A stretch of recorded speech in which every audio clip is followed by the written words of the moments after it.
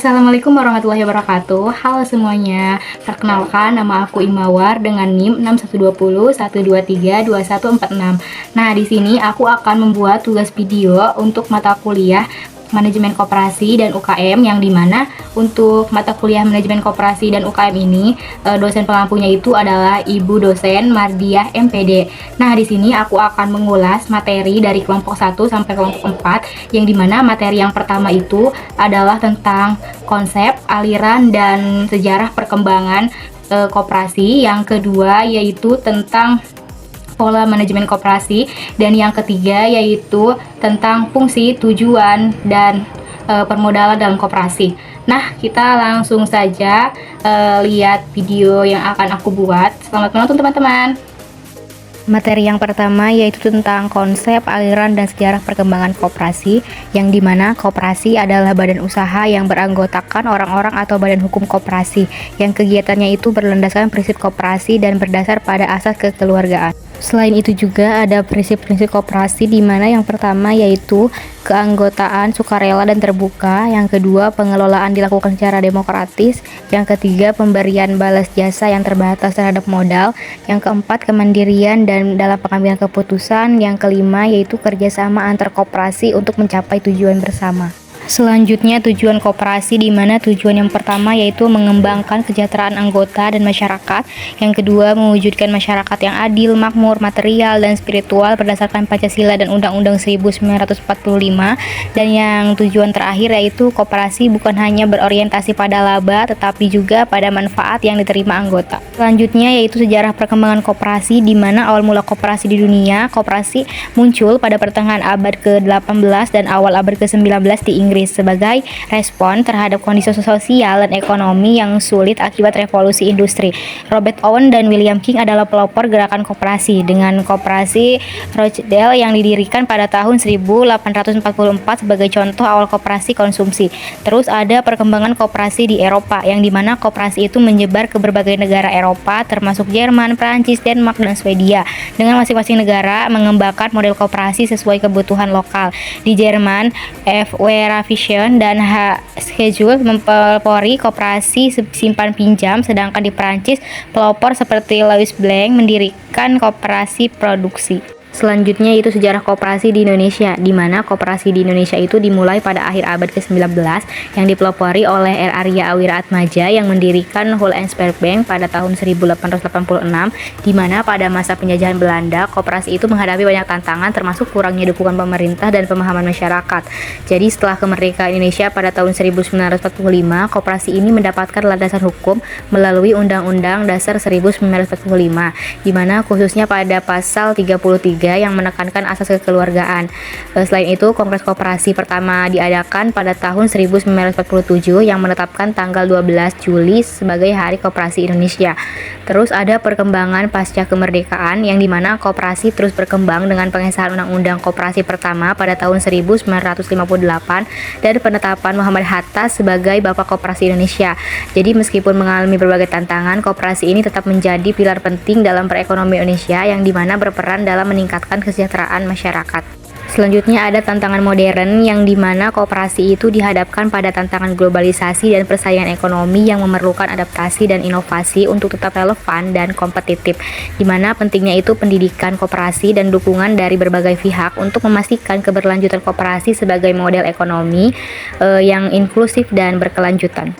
Nah, jadi penjelasan materi yang pertama tadi tentang konsep, aliran, dan sejarah perkembangan koperasi mungkin sudah cukup jelas. Kita lanjut saja ke materi yang kedua, yaitu tentang pola manajemen koperasi. Materi yang kedua yaitu tentang pola manajemen koperasi, yang dimana peran koperasi dalam ekonomi itu merupakan sosok guru perekonomian Indonesia dan berperan penting dalam menyerap tenaga kerja. Meskipun banyak koperasi, kualitasnya itu masih perlu ditingkatkan untuk bersaing dengan lembaga keuangan lainnya. Terus ada manajemen koperasi, yang dimana manajemen koperasi itu harus menggunakan pola yang tepat untuk meningkatkan daya saing dan menciptakan peluang bisnis, yang dimana unsur-unsur manajemen koperasi itu meliputi rapat anggota, pengurus, dan pengawas yang memiliki tugas dan tanggung jawabnya masing-masing. Selanjutnya ada pola manajemen yang efisien dan nilai-nilai dasar koperasi, yang dimana pola manajemen yang efisien itu adalah proses manajemen koperasi yang mencakup perencanaan, pengorganisasian, pengarahan, dan pengawasan, yang dimana perencanaan yang baik itu harus fleksibel dan disesuaikan dengan situasi yang berubah. Ada nilai-nilai dasar koperasi, yang dimana koperasi itu berlandaskan nilai-nilai seperti swadaya, tanggung jawab, demokrasi, kebersamaan, keadilan, dan solidaritas, yang dimana nilai-nilai ini itu membedakan koperasi dari badan usaha lainnya dan menjadi kekuatan gerakan koperasi. Selanjutnya ada bentuk koperasi di Indonesia dan kebijakan organisasi koperasi, yang dimana bentuk koperasi di Indonesia ini dibedakan menjadi dua. Yang pertama ada koperasi primer, yang kedua ada koperasi sekunder. Koperasi primer ini didirikan oleh individu, sedangkan koperasi sekunder ini didirikan oleh koperasi. Jadi pembentukan koperasi itu melibatkan beberapa langkah, termasuk penyuluhan, rapat anggota, dan pengajuan badan hukum.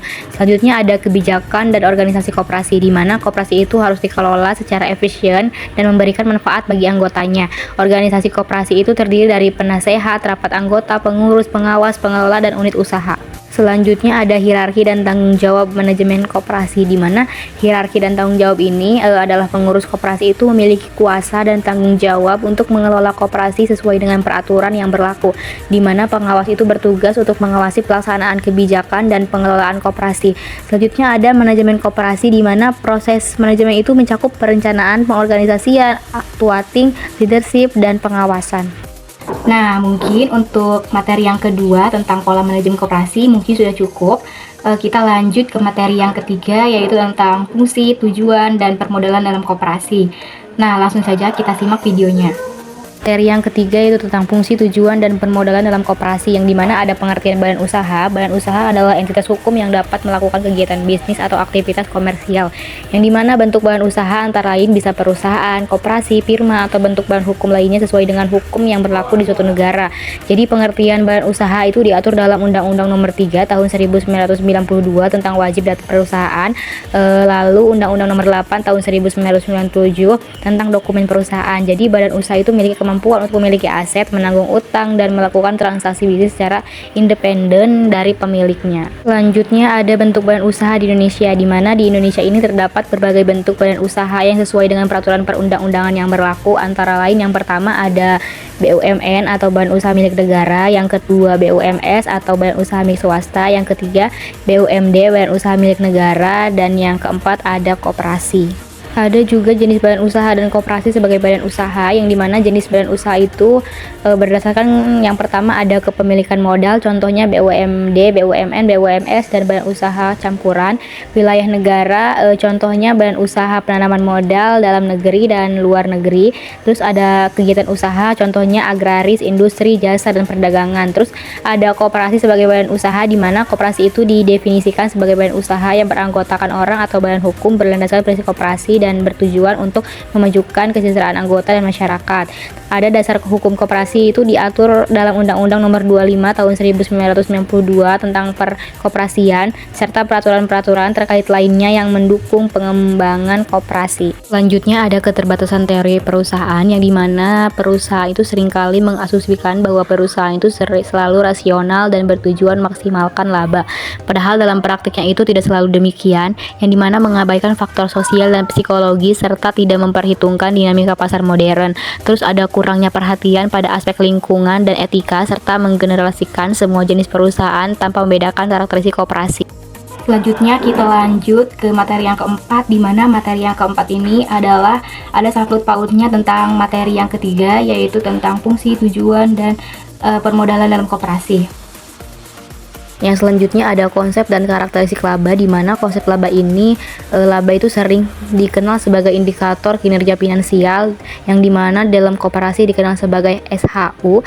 Terus ada karakteristiknya, yang pertama ada temporal, yang dimana dihitung per periode, yang kedua ada relatif, yang dipengaruhi oleh metode akuntansi, yang ketiga ada tidak mencerminkan arus kas, di mana laba itu tidak selalu sama dengan uang yang terima. Dan yang terakhir ada berbasis akuntansi akrual, yang dimana pendapatan dan beban itu dicatat saat terjadi. Yang selanjutnya ada fungsi dan jenis laba, di mana fungsi laba yang pertama yaitu sebagai indikator kinerja manajemen, yang kedua sebagai dasar penetapan pajak, yang ketiga sebagai bahan evaluasi oleh investor atau kreditur, yang keempat yaitu sebagai menentukan alokasi pembagian SHU atau dividen, dan yang kelima ada alat pengendali internal untuk efisiensi operasional. Terus ada jenis laba, yang pertama laba kotor, yang kedua laba operasi, yang ketiga laba sebelum pajak, yang keempat laba bersih, yang kelima laba ditahan. Ada juga kegiatan usaha koperasi, di mana kegiatan usaha koperasi ini adalah aktivitas ekonomi untuk memberikan manfaat ekonomi bagi anggota. Ada dua jenis kegiatan koperasi, diantaranya yaitu ada usaha tunggal, yang dimana koperasi yang hanya menjalankan satu jenis usaha, misalnya koperasi simpan pinjam, koperasi konsumsi, koperasi produksi. Terus ada serba usaha atau multipurpose kooperatif, di mana koperasi itu yang menyelenggarakan lebih dari satu unit usaha, misalnya unit simpan pinjam, unit toko, atau unit pertanian. Terus ada prinsip usaha, di mana berdasarkan asas kekeluargaan dan demokrasi ekonomi, keuntungan atau SHU ini dibagikan secara adil sesuai kontribusi. Setiap anggota itu memiliki hak suara yang sama. Terus ada modal dalam koperasi, di mana modal dalam koperasi ini merupakan sumber daya ekonomi yang biasanya itu uang atau aset yang digunakan koperasi untuk menjalankan kegiatan operasional, investasi, dan pertumbuhan usaha. Terus ada fungsi modal, di mana fungsi yang pertama yaitu menjalankan usaha dan operasional sehari-hari, yang kedua memenuhi kebutuhan investasi untuk pengembangan usaha, yang ketiga menjaga keberlangsungan koperasi dalam jangka panjang. Terus ada sumber dan jenis modal, di mana yang pertama ada modal sendiri seperti simpanan pokok, simpanan wajib, dan dana cadangan. Yang kedua modal pinjaman seperti pinjaman dari lembaga keuangan dan surat utang. Yang ketiga ada modal penyertaan, di mana investasi dari pihak luar dengan sistem bagi hasil. Yang selanjutnya ada distribusi cadangan koperasi, yang dimana cadangan koperasi itu adalah dana yang disisihkan dari SHU untuk menambah modal atau menutupi kerugian. Dasar hukumnya itu adalah Undang-Undang Nomor 25 Tahun 1992 dan Undang-Undang Nomor 12 Tahun 1967.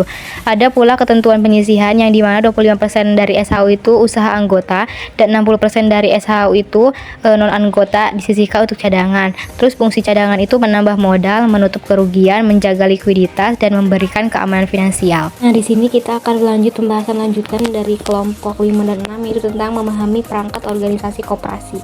Yang pertama ada manajemen dan perangkat organisasi, yang dimana manajemen ini adalah faktor penting dalam organisasi yang berfungsi untuk merencanakan, mengorganisasi, mengarahkan, dan mengendalikan aktivitas koperasi.